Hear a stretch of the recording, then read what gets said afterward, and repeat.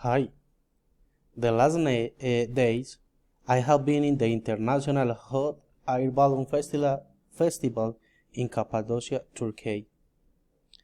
The weather has been very sunny and with many winds.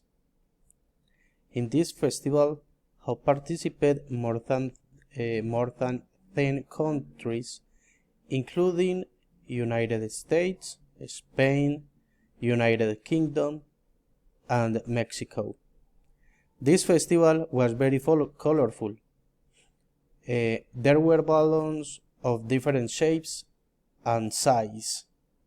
This festival has been brought together people from all over the world, children, adults, and elderly.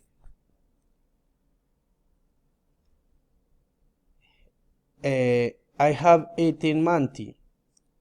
The manti are the delicious ravioli. I have also drunk raki, what is the traditional Troika drink.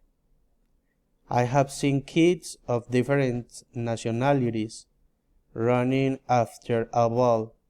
Was wonderful. In the day, I had to wear cool clothes because of the heat. Jeans, t-shirt, tennis, and cap. But in the night, I warmed up with a jacket because the wind was very cold.